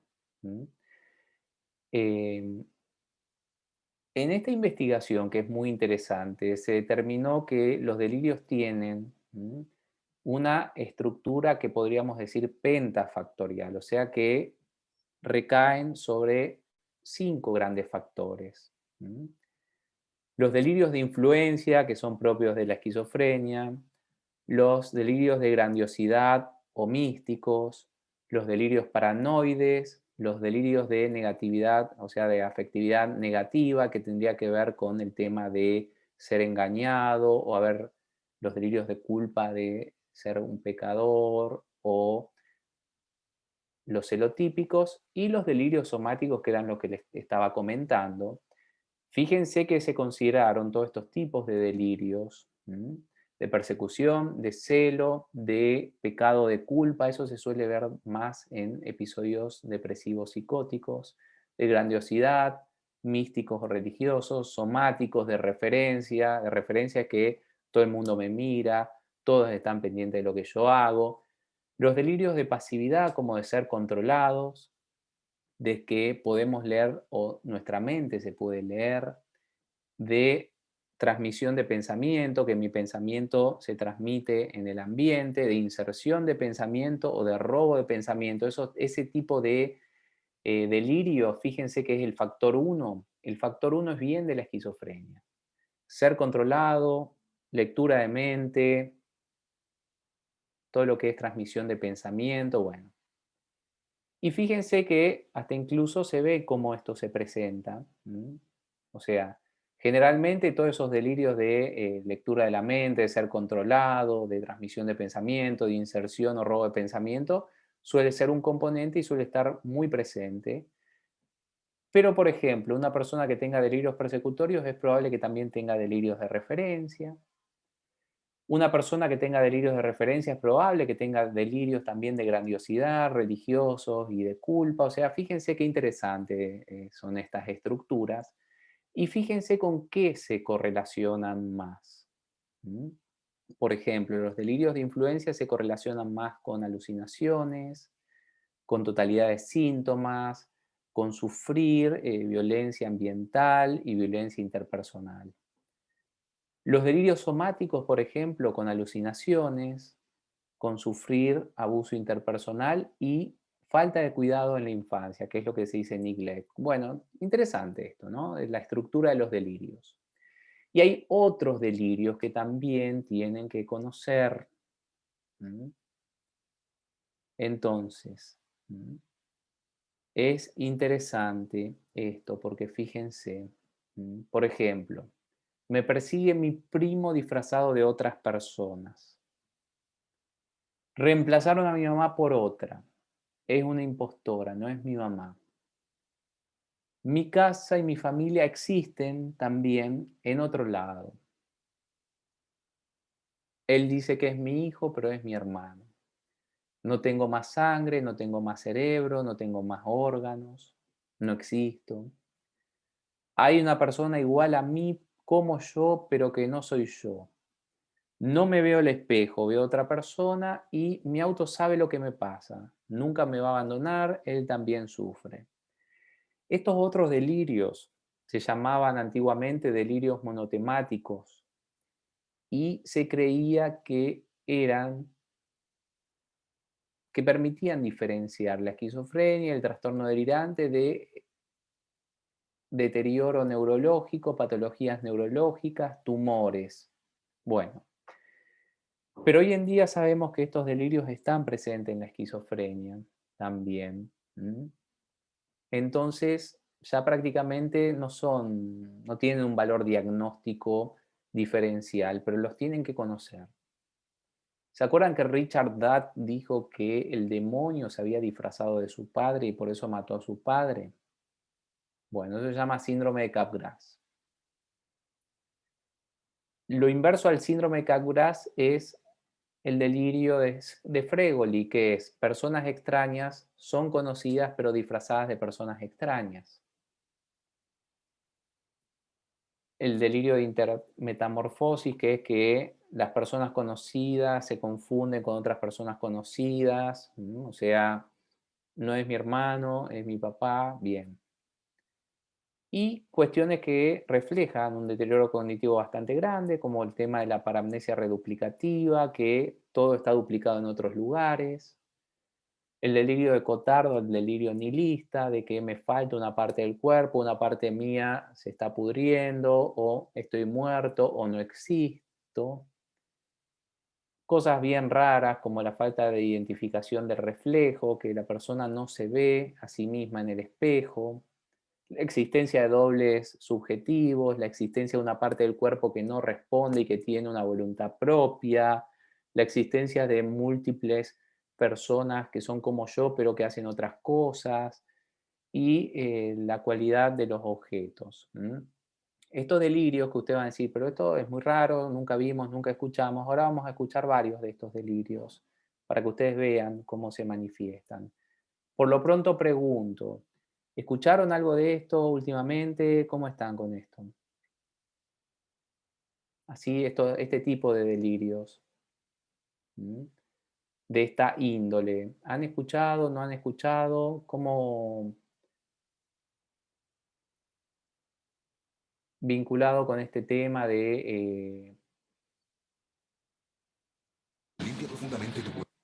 Em, Así, cercano no, doctor, pero lo que a mí entre eso se me hace más común es el de que cree que un miembro de su familia, tipo, que el demonio está dentro de un miembro de su familia. Bueno, El año pasado un caso en Brasil que fue así muy fuerte de una mamá que se decía que, o sea, que en realidad ella estaba con una depresión postparto, pero además de eso tenía algún otro trastorno porque ella decía que su bebé tenía el demonio ahí dentro y ella le asesinó a su bebé. En el Brasil fue un caso muy...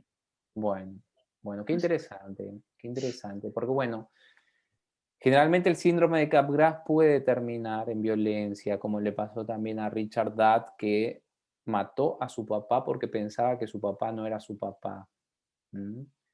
Entonces, es interesante esto. Vamos a escuchar este caso y quiero que presten atención y quiero que recuerden y quiero que vean qué tipos de delirios se manifiestan en este caso, porque van a haber varios de los que vimos recién, ¿de acuerdo? Vamos a ver este caso, vamos a escuchar este caso. Bien. Ok, puede ser, copiado. Llaman donde aparentemente la persona ahí perdida, ahí. Vamos ahí a ver al lugar, a ver si qué es lo que pasa. ¿Están pudiendo ver? Sí, doctor. Bien. ¿Tiene alguien acá?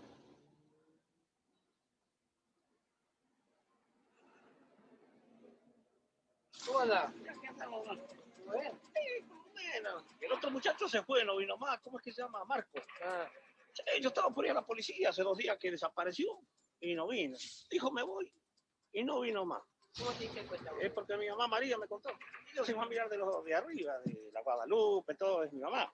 Yo vengo a ser el hijo único de Dios. Mi nombre está escrito 7000 veces en la Biblia. Con la Biblia está así, el hijo único de Dios es argentino, dice, y tiene esas iniciales. Y soy yo. Y soy de familias dioses, todos son familiares míos, los de arriba. Y así la historia.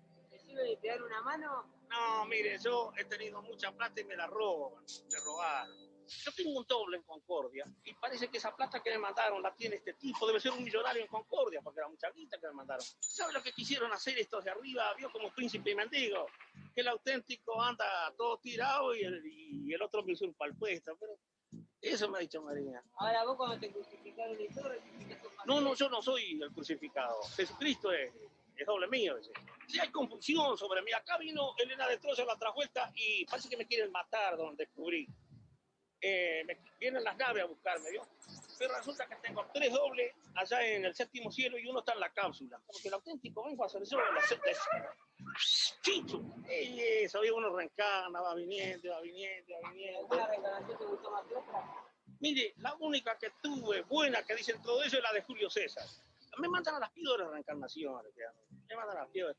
Y ahora a mí no me quieren. Me llevan con Marco, el que es demonio de acá, que desapareció.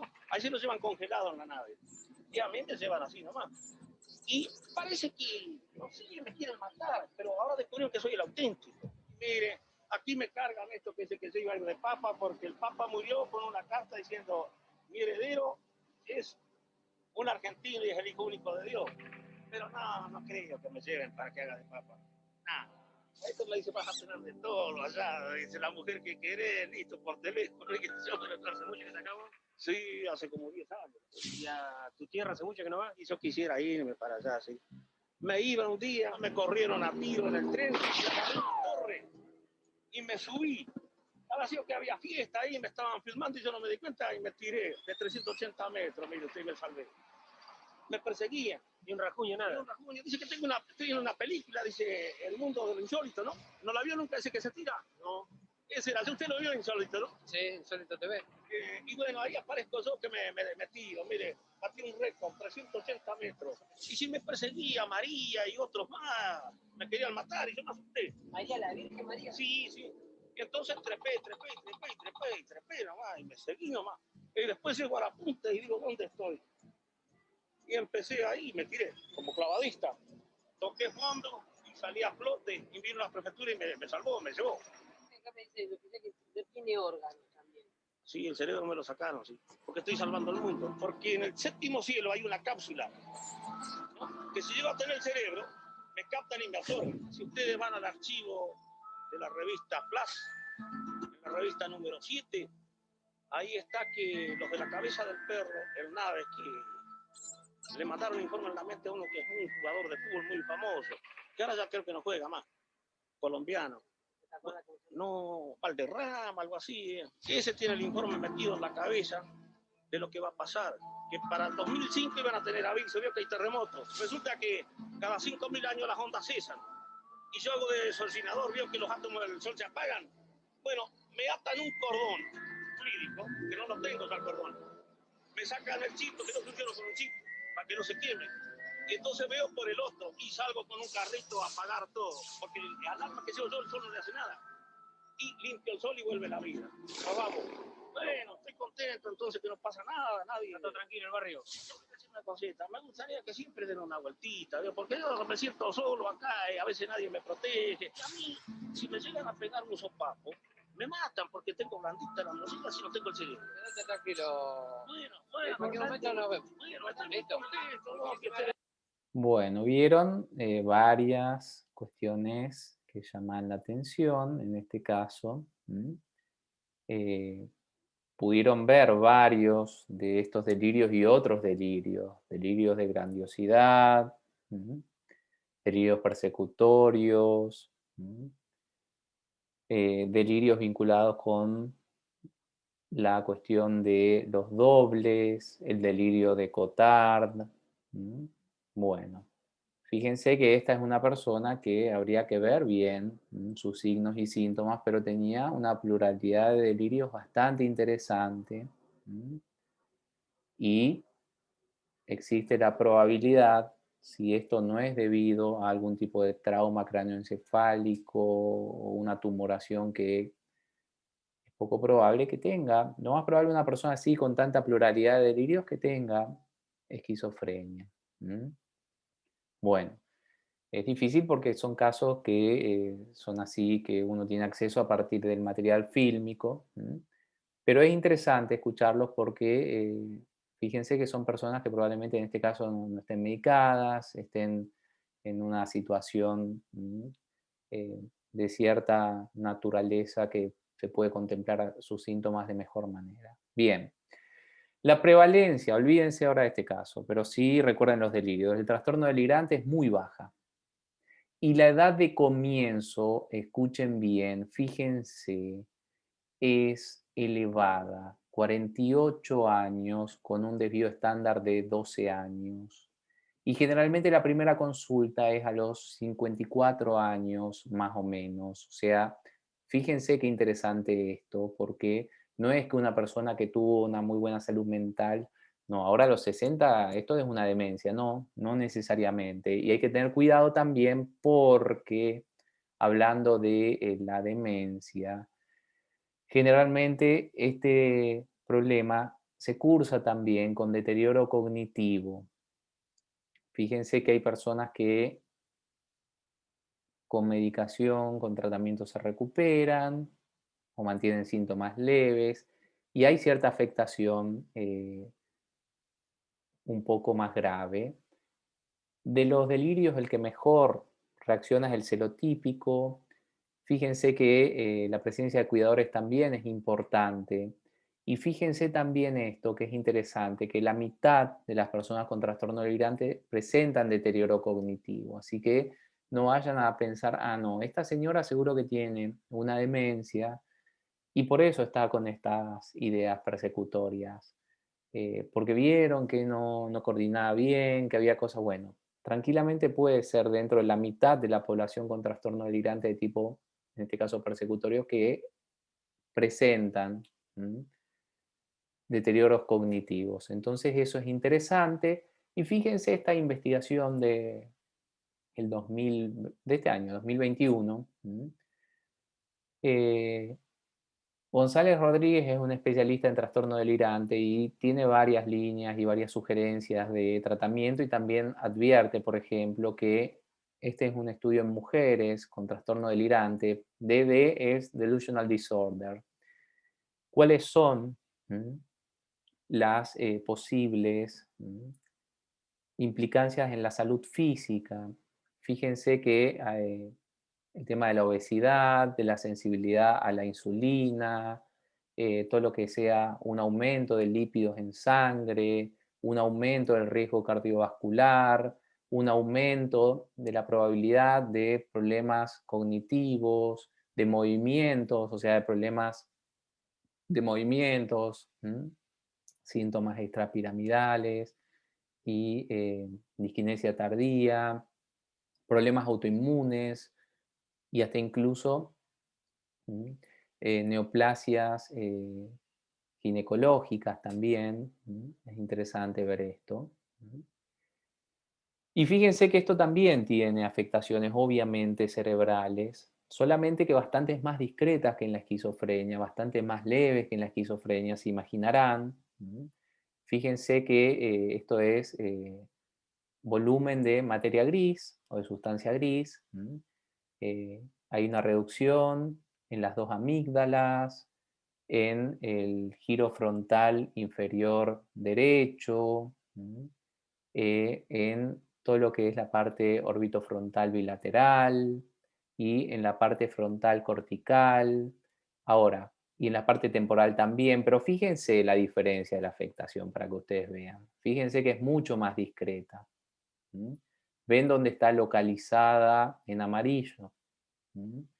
Es algo mucho más discreto que en la esquizofrenia. No se asusten por todos esos surcos que pueden ver aumentados, es por la neuroimagen, no es que esté así tal cual el cerebro, porque un cerebro que luzca así a la vista es un cerebro extremadamente deteriorado, ¿no? Es por el efecto de la neuroimagen que se utilizó. Bueno, fíjense las regiones afectadas, comprenderán que son muy específicas y que es una cuestión muy leve en comparación con el tema de la esquizofrenia, que hay una afectación muy generalizada, muy extrema. Muy bien. Bueno,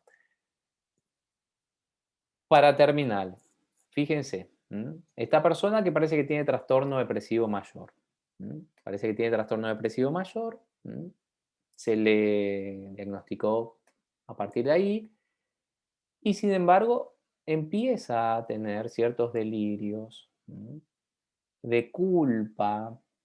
¿Se acuerdan los delirios de culpa? Bien. Y delirios así místicos también.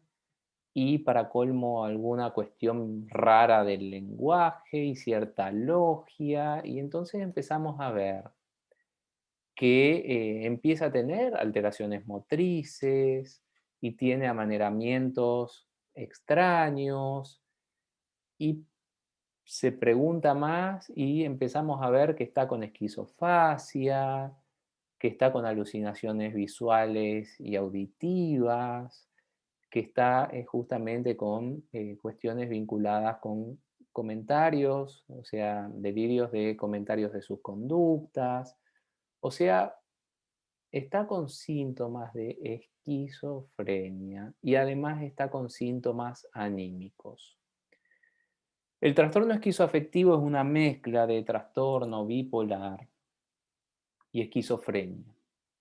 Tienen que darse, la persona tiene que dar positivo para esquizofrenia y además de eso, fíjense, tiene que estar la persona con un episodio depresivo o maníaco. No es un trastorno depresivo con síntomas psicóticos, es algo más porque hay dos o más de síntomas de la esquizofrenia.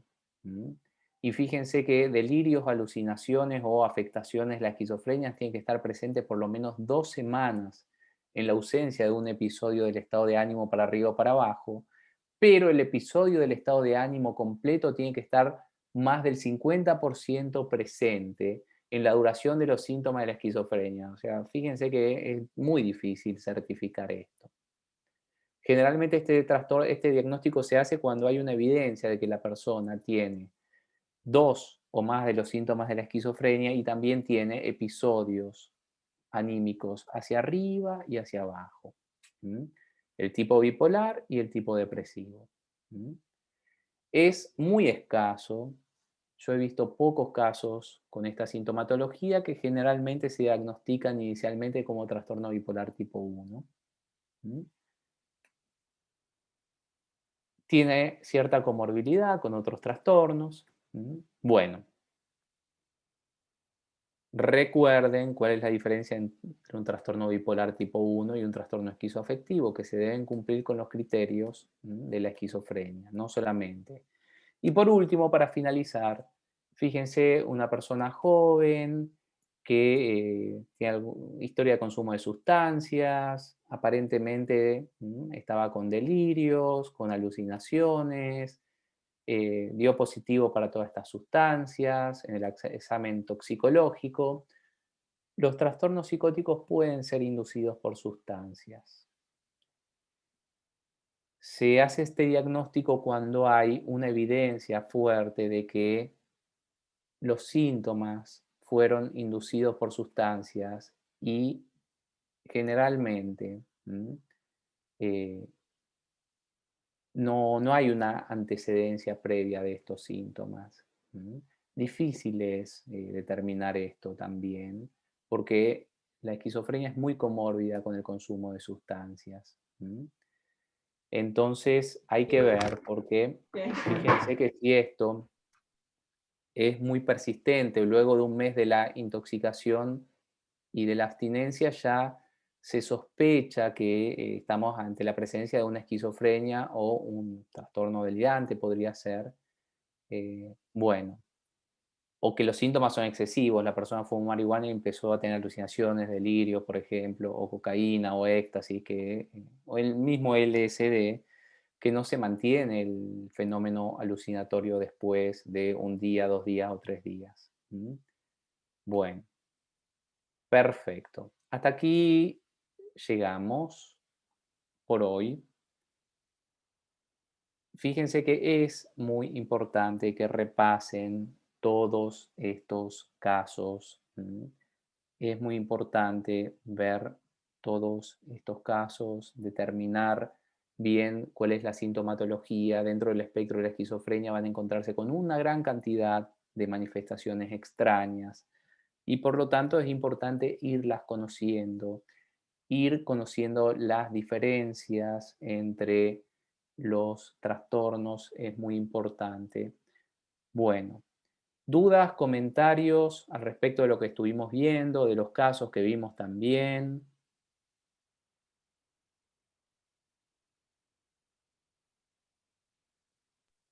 De mi parte no, doctor, no digo. Bueno.